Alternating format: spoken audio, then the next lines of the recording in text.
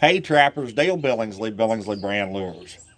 So guys, the question has been brought up to me about picking as well as using a dog on the trap line. As most all of you know, or those of you that have been around my channel for a while now, you know that I carry a dog with me. I'd be absolutely lost without my dogs.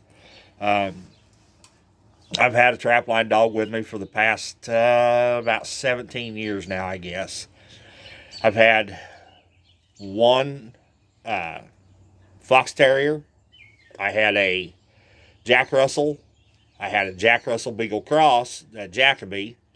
I had a Border Collie Terrier Cross, Old Midget, which I just lost her just a few days ago.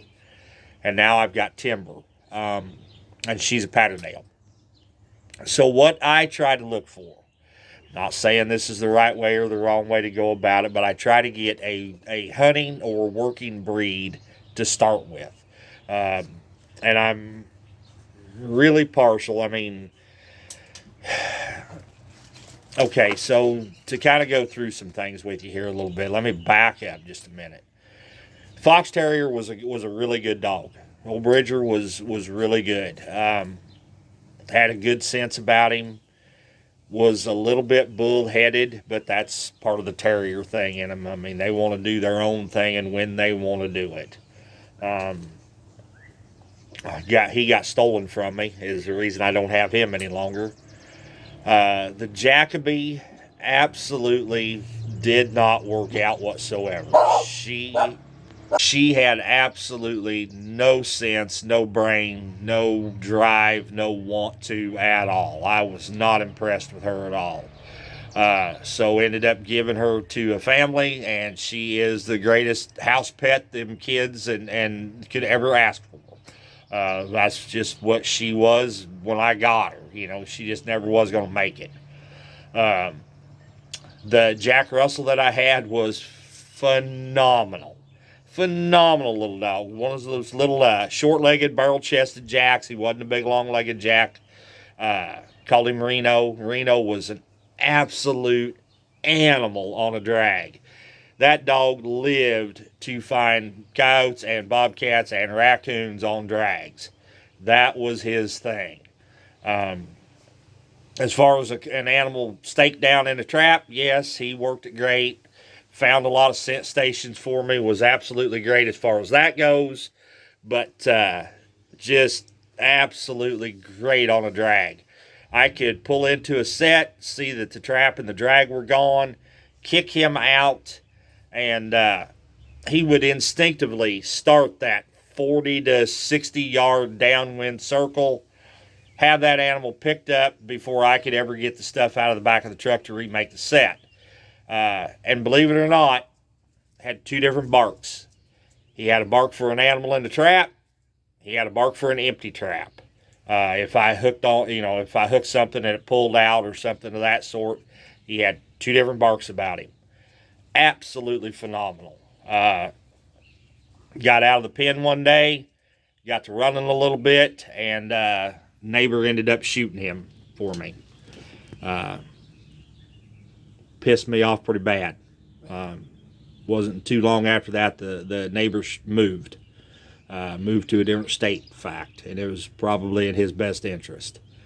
Then I ended up getting old Midget. Midget was a Border Collie Terrier Cross. Was absolutely dynamic. Wasn't real strong on drags, but she would find them for me. Absolutely phenomenal at marking scent stations. Worked animals in a trap just beautifully. Had all the brains of the Border Collie with none of the backup and quit of the Terrier. She was absolutely phenomenal for me. Had her for 14 years. She was about 3 years old when she came to me.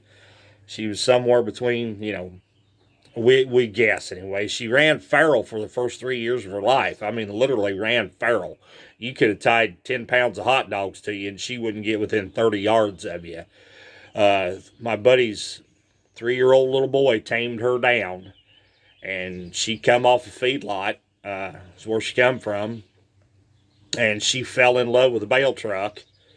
They used to haul big round bales, and she was going to end up getting killed on the highway, because if my buddy took off and left her at the house, she would go find him wherever he was. She'd go find him. And she was going to get killed, so he brought her down here one day and dumped her off. I wasn't even home. Brought her down here and handed her to the wife and said, "There's Dale's dog." And the wife was like, "Oh, no, we can't have her, you know." And he's like, "Well, you either take her or I got to get rid of her. One of the two." So, soft-hearted Carrie, she said, "Well, put her down." And I come home and she jumped up in my lap, and we were best friends from that day ever since. Went with me in the truck every day. Whether I was trapping or working or fishing or whatever, she was with me every day. And up until about 3 years ago, she had a stroke, and she got through it okay. But I took her on with me, that finished out the spring beaver season with her, and then I said, "Well, baby, you're retired. You know, whether you want to be or not, you're retired." So she kind of hung around here at the house, and her and Carrie finally bonded. It took a long time for that to ever happen, and last 3 years she just enjoyed the life of luxury here at the house. And like I said there the other day, I finally lost her. And after she had her stroke, you know, we kind of played around with the idea of getting another dog or not. And my brother-in-law and his daughter, they found this litter of Patterdales.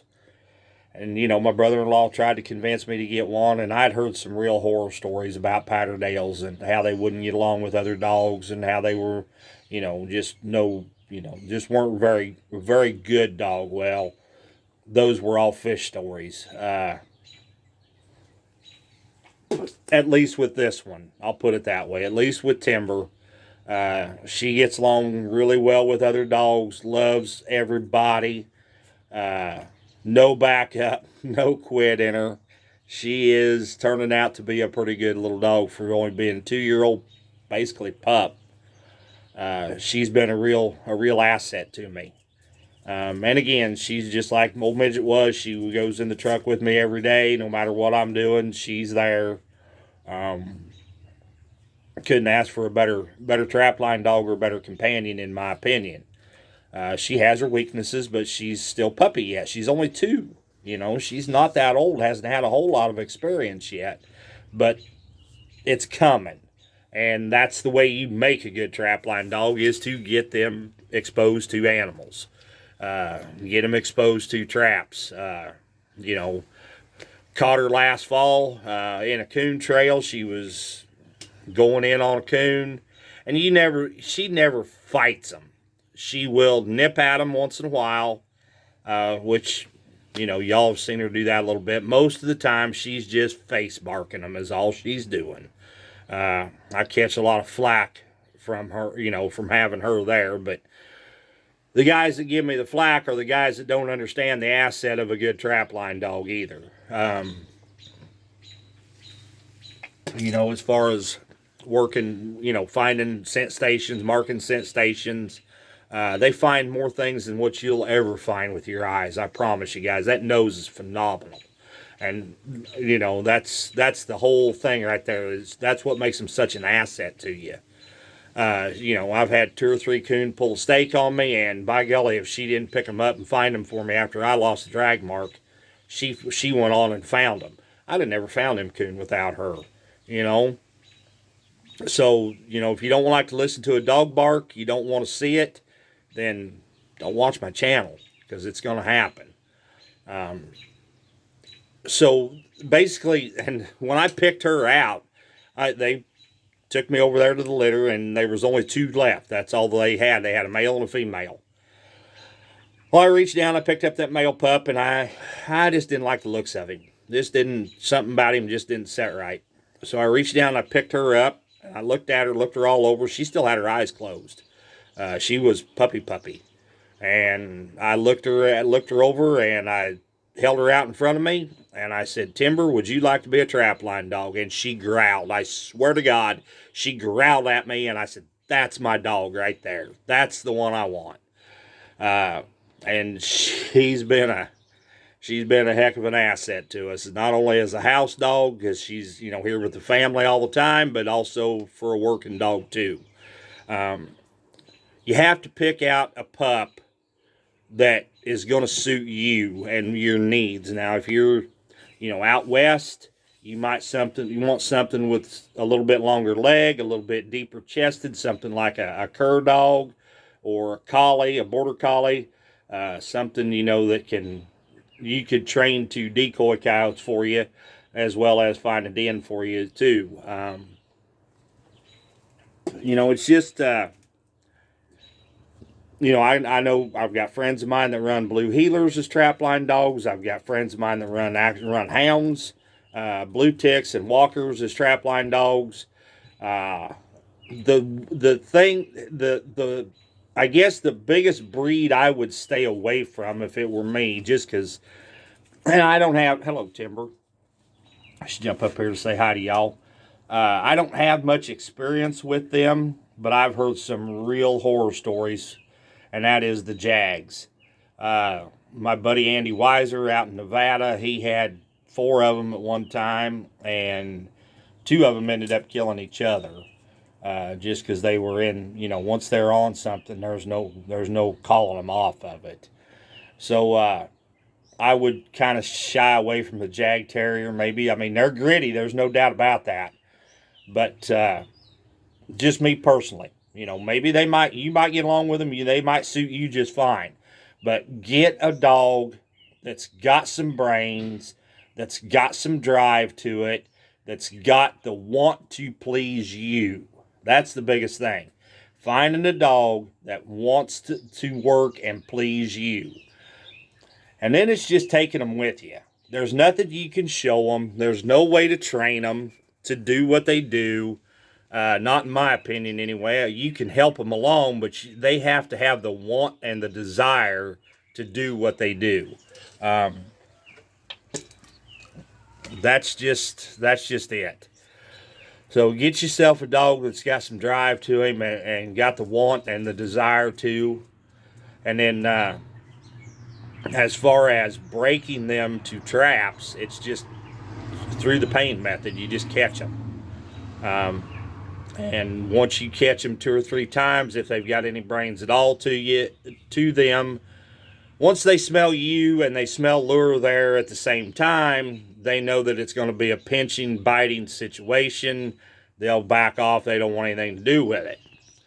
In fact, they'll go with, Timber on a trail set now. She'll go within a couple of feet of a trail, and if she smells lure there, she'll go right around it and get right back on the trail and go again.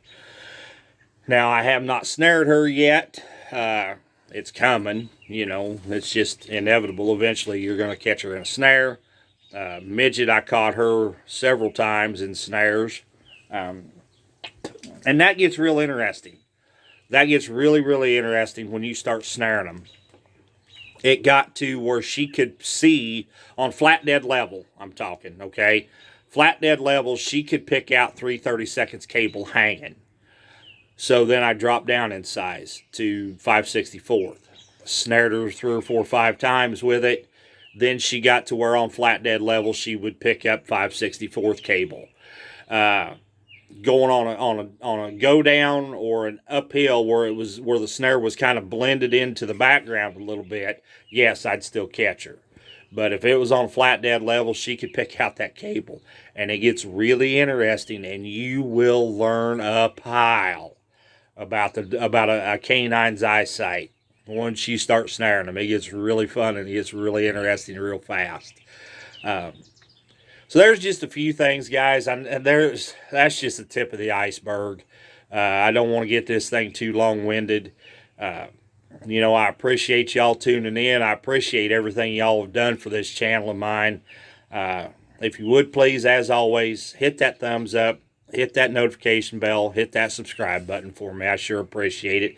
Share these videos, guys. If there's something that you find interesting that you think some others might find interesting too, go ahead and hit that share button for me.